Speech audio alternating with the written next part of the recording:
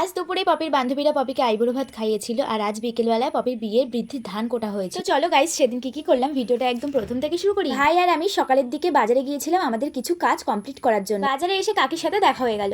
কাজ কমপ্লিট করে আমরা বাড়িতে চলে আসি। তারপর এসেছিলাম পিসি বাড়িতে আসার পর পপিকে একটু রেডি করে দিলাম, কারণ ও এখন যাবে ওর বান্ধবীদের সাথে আইবুড়ো ভাত খেতে। তারপর ওরা আমাকে টাটা করে চলে গেল। আর জানো তো তখনও পপির বিয়ে প্রায় 6-7 দিন মতো বাকি ছিল। পপিকে মেহেন্দি পরানোর কথা যেহেতু আমারই ছিল, তাই আমি সবাইকে বলেছিলাম যে পপিকে ছাড়া আমি কাউকে মেহেন্দি পরাবো না। তাই কাকি এখানে আমাকে ইয়ার্কি করে দেখাচ্ছিল যে আমাকে এরকম টুকটুক করে একটু মেহেন্দি পরিয়ে দিস প্লিজ। তারপর আমি বাড়িতে চলে আসি আর এখন বাড়ি থেকে রেডি হয়ে আবার যাচ্ছি পিসি বাড়িতে। পপির বিয়ের টাইমটায় যে কি পরিমাণ বৃষ্টি হয়েছে কি আর বলবো। আমাদের বাড়ি থেকে পিসি বাড়িতে যেতে সময় লাগে জাস্ট 2 মিনিট, কিন্তু এই বৃষ্টির কারণে রাস্তাটা যে কি পরিমাণ কাদা হয়েছে সেটা তো তোমাদেরকে দেখিয়েই দিলাম। এখানে এসে দেখি বৃদ্ধির ধান কোটার জন্য যা যা নিয়ম করতে হয় সেগুলো সব মা কাকিরা বসে করছে। এখানে অবশ্য আমাদের কোনো কাজ নেই, শুধু ভিডিও করা ছাড়া। এখন এখানে আমি আর পলি দাঁড়িয়ে আছি পুরো ফাও সবার ভিডিও করে দেওয়ার জন্য। এখন তো বাড়িতে যে কোনো অনুষ্ঠান হলে ফ্রি পয়সার ভিডিওগ্রাফার হয়ে গেছি আমি। মানে অনুষ্ঠানের A to Z যা যা হবে সবকিছু আমাকেই ভিডিও করে রাখতে হবে, প্লাস তার সাথে সবাইকে এক একবার করে দেখাতেও হবে। আরে না না, আসলে তো ভিডিও করে রাখতে আমারও খুব ভালো লাগে, আর এইসব ভিডিও তোমাদের সাথে শেয়ার করতেও খুব ভালো লাগে। এই দেখো তোমাদের সাথে কথা বলতে বলতে নিয়ম টিয়ম কিন্তু শুরু হয়ে গেছে। আর পলি এইদিকে শঙ্খ বাজাচ্ছিল, যেই ওর দিকে একটু ক্যামেরা ঘোরালাম অমনি মুখটা ঘুরিয়ে নিল, কারণ ওর নাকি তখন লজ্জা লাগছে। কথায় আছে না, যার বিয়ে তার হুঁশ নেই পাড়াপড়শির ঘুম নেই, আমাদের দশাটাও ঠিক তেমন হয়ে গেছিল সেই কয়দিন। এই কথাটা বলার কারণ হলো যার বিয়ে সে আইবুড়ো ভাত খেয়ে এই সন্ধ্যেবেলায় বাড়ি এসছে এত দেরি করে। সব নিয়ম শেষ, এখন সবাই মিলে একটু তেল সিঁদুর খেলে নিচ্ছিল। পপির বিয়ের কয়েকদিন সময়টা যে কিভাবে কেটে গিয়েছিল আমরা নিজেরাও বুঝতে পারিনি। এখনো অনেক ব্লগ বাকি আছে, আস্তে আস্তে সবই তোমাদের সাথে শেয়ার করব। এখানে যা যা দেখার সবকিছুই দেখে ফেলেছি আর যা যা ভিডিও করার সবই করে ফেলেছি। তারপরে আমি চলে গেছিলাম পড়াতে।